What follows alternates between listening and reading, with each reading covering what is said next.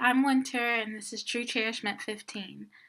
Um, my throat is really sore, so excuse me if my voice fades or if I just have to take like a minute to get myself together. I think these allergies are going to be the death of me. I cannot stand springtime. Fall time is a lot worse for me, though. You say springtime, it sounds all fine. You say wintertime, it sounds fine. You say fall time, it sounds really awkward. Summertime sounds fine. Why does fall. Okay, sorry. I got off topic. Anyway, today's topic is media, and I sound awful. I can't even, get height in my voice.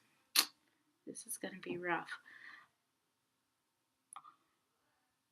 I don't even know what that was. Anyway, so I have me some questions to keep me on track. So I'm looking at the statistics of media, like what amount of time is considered a healthy amount of time for teenagers to engage in media, including social media. It's really hard to find answer. Well, I did like really light research. I didn't dig very deep. Um, but from what I found, that no one has really actually answered the question. They've walked around they've walked around the answer. Um, so they started out. They'd say under the age of 2, you shouldn't allow your children to watch TV because those are critical years for brain development, and by using media, it can hinder their brain development. Which I don't know. It kind of makes sense, but then it kind of doesn't. I mean, if you're watching shows that are like teaching your child, then I don't see it. But I don't know. Somehow media interferes with that. I guess they just get distracted and it doesn't encourage them to think for themselves because they're just watching the TV and they don't have to think about anything else. I mean, that's the best way I can make sense out of it. um, but then it was 3 and 4, ages 3 to 4. They said no more than 1 to 2 hours. And so going off of that, I guess for ages like 5 to 8, 2 to 4 hours, I guess. And then I guess it gets harder when they get into school, like controlling their screen time. And not really by TV. If we're talking about TV, it's fairly easy for parents to control how much actual TV their children can watch. But now you have like Hulu, Netflix, and all that.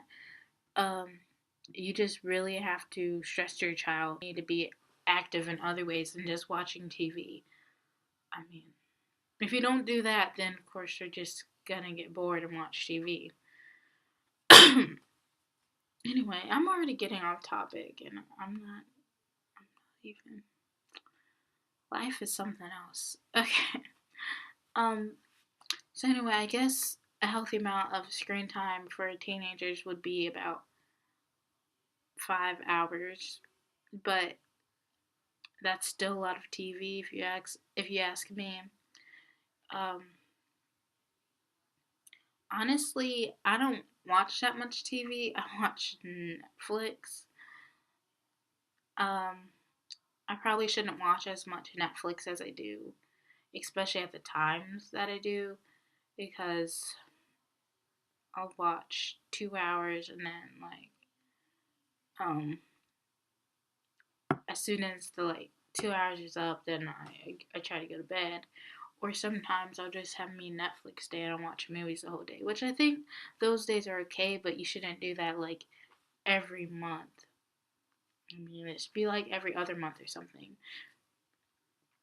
Anyway, they didn't really talk about how much actual screen time is healthy, and I think it's mostly because when you get to a certain age, especially being a teenager, um, you have homework online and other things that you need to do online, and the projects get stranger, and it's hard to say, well, you only have this much screen time, because if we had a set amount of screen time, like smartphone, Nintendo, um, Xbox, and laptop, and you say you only have 10 hours, I mean, between all of those, it's not gonna happen.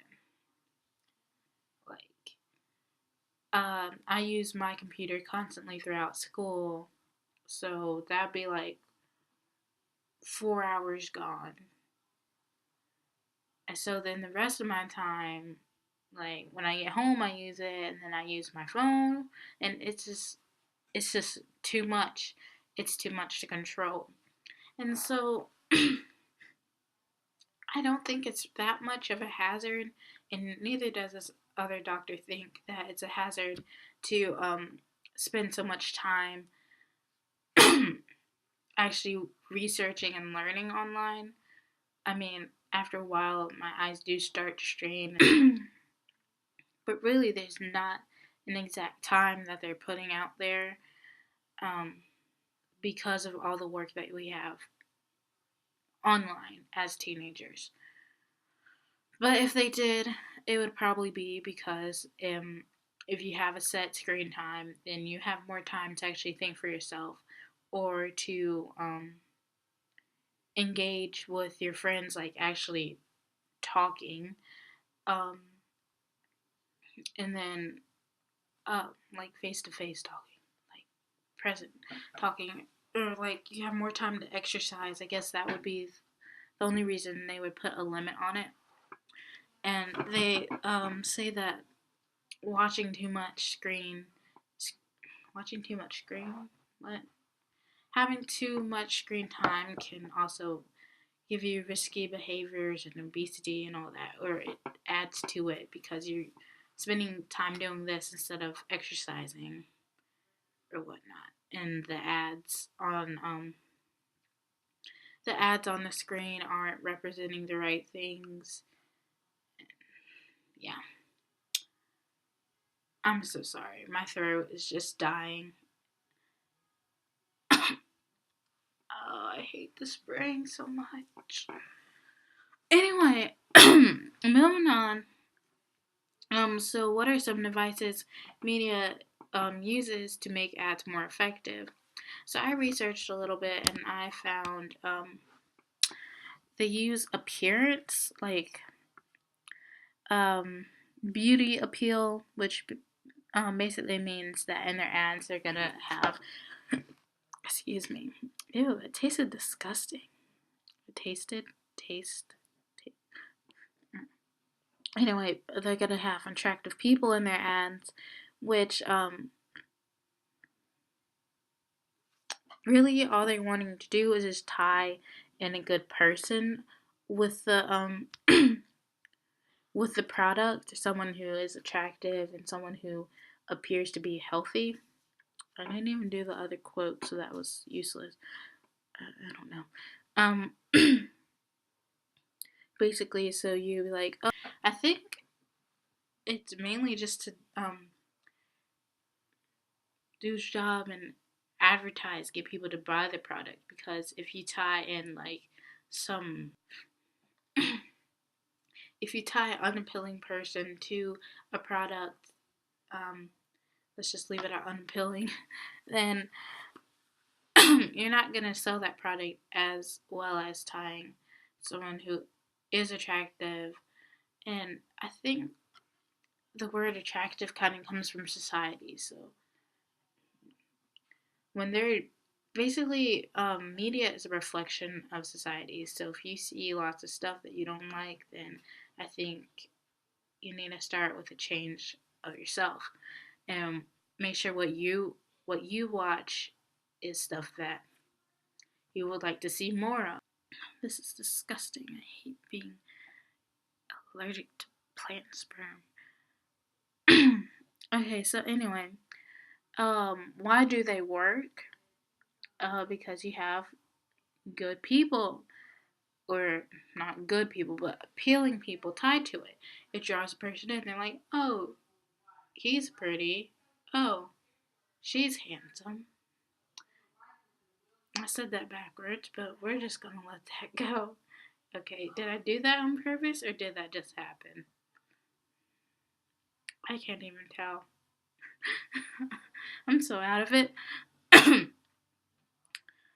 But basically you look at that and you're like, oh, okay, this product must be good. It's really awful how our brain just makes those connections. I don't know.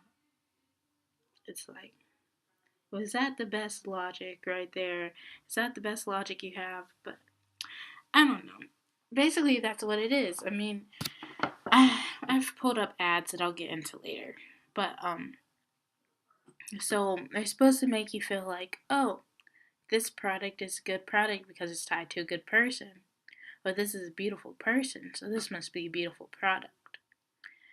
In reality, lots of girls are affected by the ads, and I have statistics here. And then also, due to ads, about 40% of girls, even as young as 9, 10, have tried to lose weight.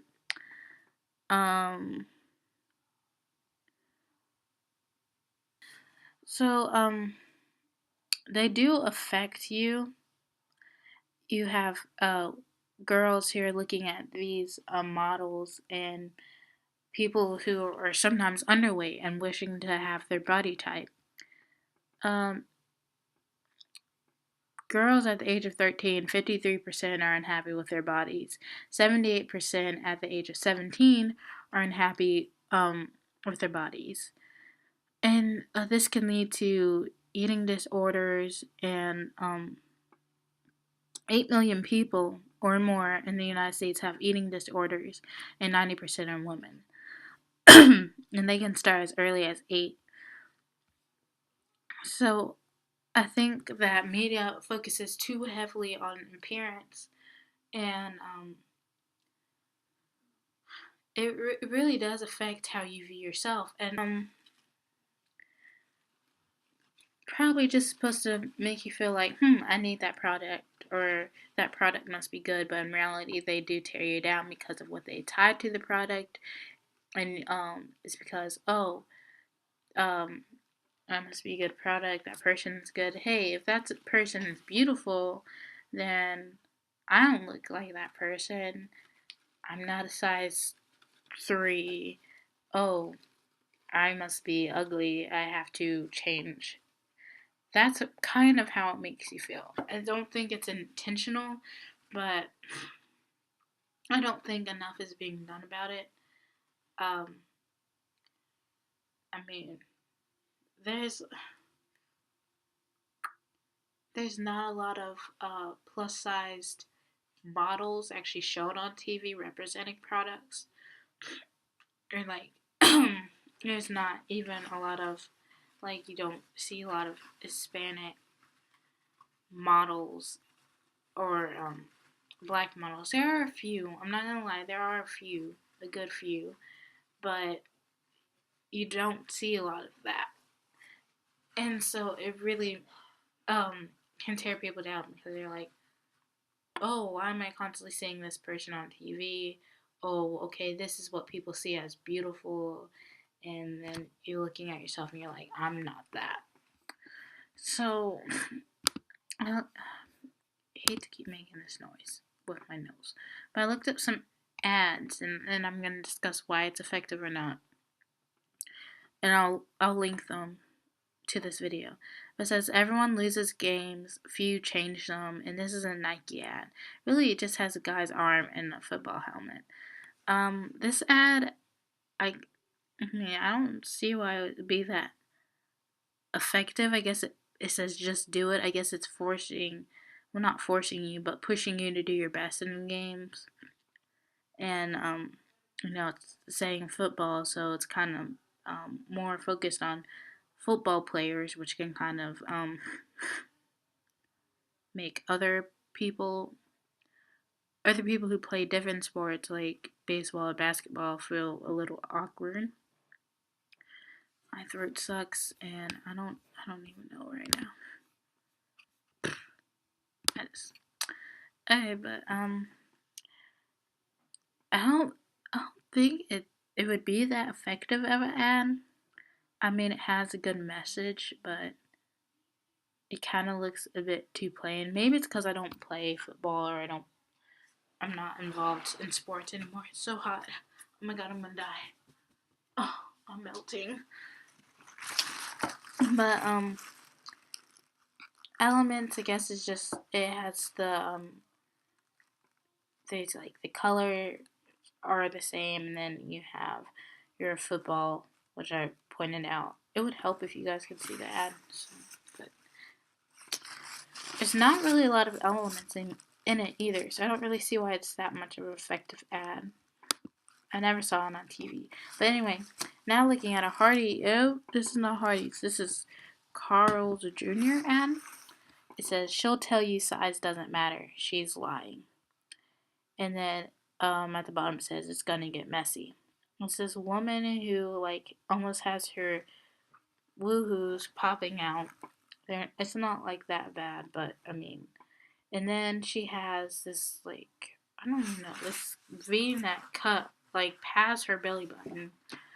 Um, it looks like it's supposed to be a bathing suit or something. But I don't see why she has jewelry on if it's supposed to be a bathing suit, and she's all like, her hair is blowing. I don't understand why this is tied to a burger. It's clearly trying to be like half sexual, and even on the side it says gender roles in advertising, like she's used as a sexual object, and it's obvious.